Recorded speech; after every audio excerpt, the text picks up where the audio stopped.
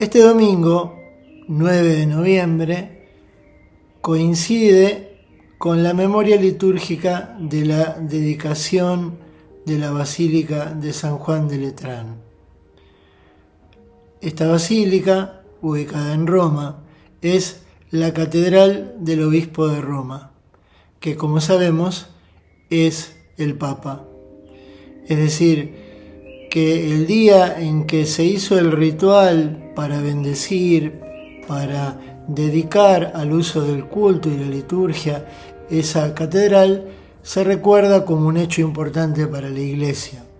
Porque como sabemos, Roma tradicionalmente ha tenido un lugar muy particular en la fe católica, porque fue el lugar de la predicación y la muerte de Pedro, el referente que Jesús señala como eje de la Iglesia de los primeros siglos, que después con el tiempo fue transformándose en esa figura que hoy conocemos como el Papa. Tal vez por esta importancia que tiene en la tradición católica Roma, es que se recuerda la dedicación de la catedral. Pero creo que a nosotros nos interesa más este domingo aprovechar el texto que nos propone la liturgia para reflexionar, que es el texto del Evangelio de Juan, que narra la expulsión de los vendedores del templo. Jesús llega a Jerusalén. Es un pasaje narrado por los 4 evangelios. En este caso, el Evangelio de Juan lo pone al comienzo, en el capítulo 2. Jesús entra en Jerusalén y va al templo, que era un lugar sagrado, muy ponderado y respetado por la fe del pueblo de Israel, pero que a la vez era un lugar de complicidad con el Imperio Romano y un lugar de negocios, porque nos cuenta el texto que había una gran cantidad de cambistas que cambiaban las monedas adecuadas para ofrecer la limosna en el templo. En el imperio circulaban muchas monedas, solamente había una moneda aceptada para la ofrenda del templo, lo mismo que los animales, debían pasar una revisión para que sean aptos para ser utilizados en sacrificios destinados al perdón de los pecados en el templo. Jesús reacciona contra un lugar sagrado, por un lado convertido en un lugar de comercio. Por otro lado, dice el texto, esta es casa de oración y ustedes la han convertido en cueva de ladrones. Hay un texto del profeta Isaías que denuncia que muchos que oprimen a los huérfanos y a las viudas, es decir, a los más pobres de ese tiempo del mundo antiguo, van a esconderse al templo. Es decir, el templo no era un lugar donde se cometían crímenes, pero sí donde se escondían muchos criminales, muchas personas muy ricas, todas, que eran cómplices del dominador, del opresor del pueblo judío, que estaba bajo el mando, bajo el dominio violento del Imperio Romano.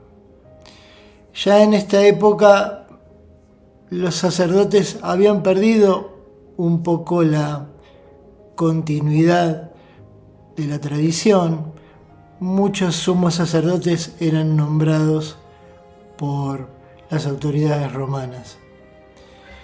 Por eso, muy probablemente Jesús, con este gesto profético, que a la vez es un gesto pequeño porque el templo era muy grande, porque había mucha gente normalmente, y tal vez no todos se hayan enterado en ese momento qué estaba haciendo Jesús, ni tampoco es probable que Jesús haya volteado mucha cantidad de mesas, pero sí es un gesto profético.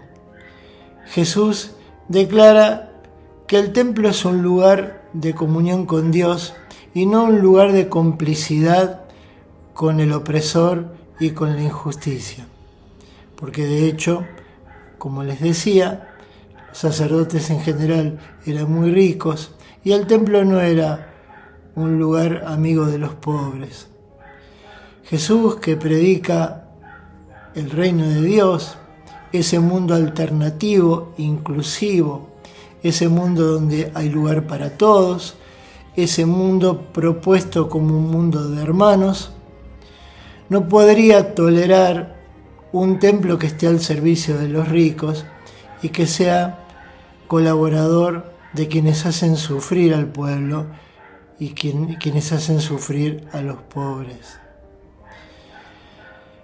En nuestra vida de hoy, los templos tienen un lugar importante porque son fundamentalmente lugares de encuentro, de oración, de reunión. Muchas veces nosotros identificamos la iglesia con el templo. Sabemos que la palabra iglesia quiere decir pueblo, asamblea. Y el templo son 4 paredes, a las cuales les damos un objetivo pedagógico, los ambientamos, los mantenemos lo más lindo que podamos. Son lugares de silencio que intentan ser un espacio dedicado específicamente al encuentro con Dios y con la comunidad. Pero la iglesia no es el templo. La iglesia es la gente, es el pueblo.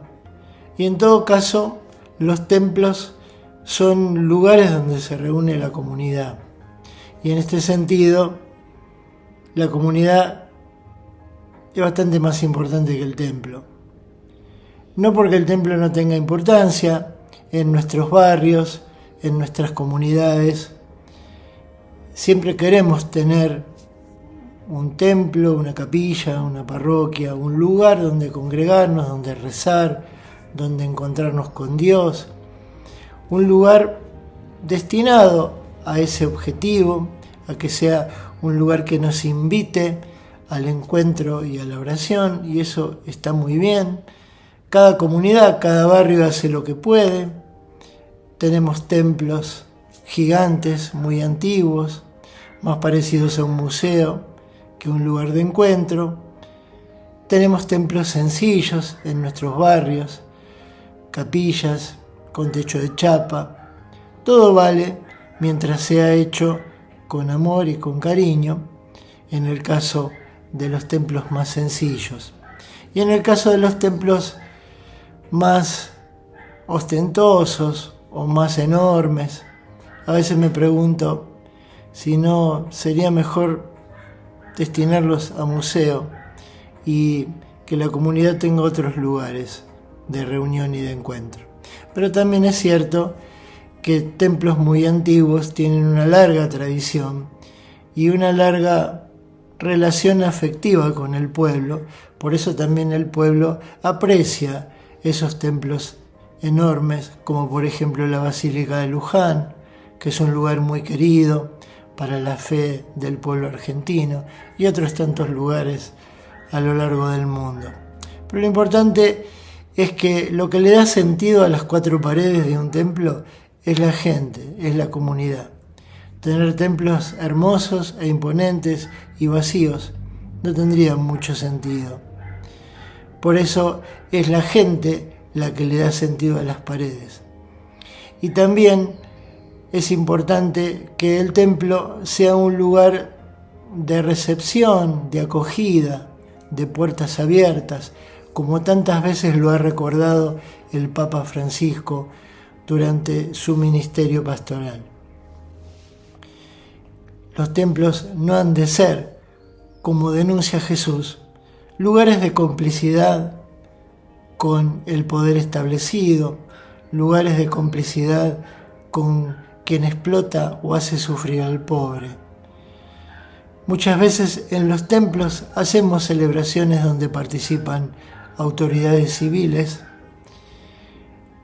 representantes del poder civil, y es importante y parte de la acogida que también tengan su lugar.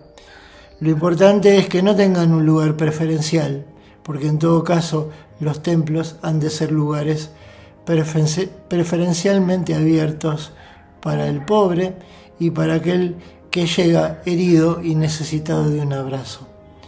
Pero también tiene que ser un lugar profético. Jesús, al entrar al templo, al volcar las mesas, al denunciar el templo como cueva de ladrones, como escondite de criminales y como casa de comercio, lo que está haciendo es declarar que los templos han de ser lugares de acogida, lugares de justicia y lugares de recepción preferencialmente para el pueblo y los pobres. Que Dios los bendiga.